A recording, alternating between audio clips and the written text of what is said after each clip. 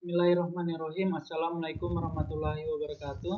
Perkenalkan, nama saya Muhammad Reza Rahman, NIM saya 22475031. Dari program studi Pendidikan Teknologi Informasi, mata kuliah Fundament Ilmu Pembelajaran kelas 2A.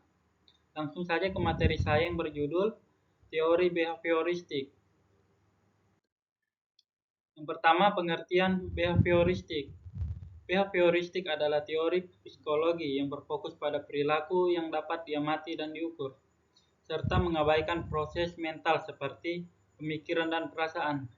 Teori ini menekankan bahwa perilaku manusia terbentuk melalui interaksi dengan lingkungan melalui stimulus dan respon. Pembelajaran terjadi melalui pengkondisian di mana individu belajar untuk merespon stimulus tertentu dengan cara tertentu.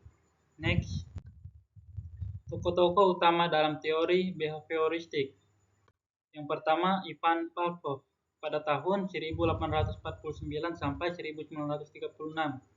Kontribusi Pavlov adalah seorang psikolog Rusia yang terkenal dengan eksperimen pengkondisian klasiknya. Ia melakukan penelitian tentang refleks pada anjing, di mana ia menemukan bahwa anjing dapat belajar untuk mengasosiasikan suara bel dengan makanan. Setelah beberapa kali pengulangan, anjing mulai mengeluarkan air liurnya hanya dengan mendengar suara bel meskipun makanan tidak disajikan.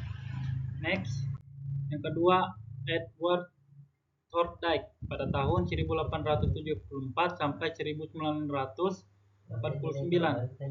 Kontribusinya, Thorndike adalah seorang psikolog Amerika yang dikenal dengan eksperimen kucing dalam kotak. Ia menemukan bahwa kucing dapat belajar untuk keluar dari kotak dengan mencoba berbagai cara dan akhirnya menemukan cara yang efektif. Hukum efek menyatakan bahwa perilaku yang diikuti oleh hasil yang memuaskan cenderung diulang, sedangkan perilaku yang diikuti oleh hasil yang tidak memuaskan cenderung dihindari. Next. Yang ketiga, John B. Watson pada tahun 1874 sampai 1958. Kontribusinya, Watson adalah pendiri aliran behaviorisme. Ia berargumen bahwa psikologi harus berfokus pada perilaku yang dapat diamati dan diukur, bukan pada proses mental yang tidak dapat diukur. Behaviorisme menekankan bahwa semua perilaku manusia dapat dijelaskan melalui pengkondisian dan interaksi dengan lingkungan. Watson terkenal dengan eksperimen Little Albert, di mana ia menunjukkan bahwa ketakutan dapat dipelajari melalui pengkondisian. Next, yang keempat, B.F. Skinner pada tahun 1904 sampai 1990. Kontribusi Skinner adalah seorang psikolog Amerika yang mengembangkan pengkondisian operan yang menggunakan alat yang disebut Skinner Box untuk mengamati perilaku, terutama tikus dan burung. Pengkondisian operan, proses di mana perilaku diperkuat atau dilemahkan melalui konsekuensi yang mengikuti perilaku tersebut. Skinner membedakan antara penguatan positif atau menambahkan stimulus yang menyenangkan dan penguatan negatif menghilangkan stimulus yang tidak menyenangkan. Prinsip utama teori behavioristik. Yang pertama, perilaku yang dapat diamati. Behaviorisme berfokus pada perilaku yang dapat diamati dan diukur, bukan pada proses mental yang tidak terlihat. Para behavioris percaya bahwa perilaku adalah hasil dari interaksi individu dengan lingkungan. Yang kedua, penguatan dan hukuman.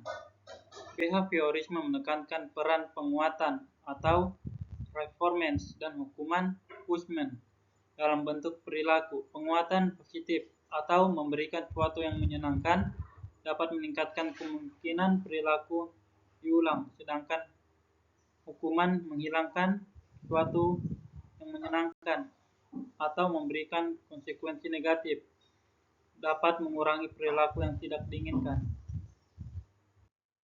Teori behavioristik aplikasi dalam pembelajaran.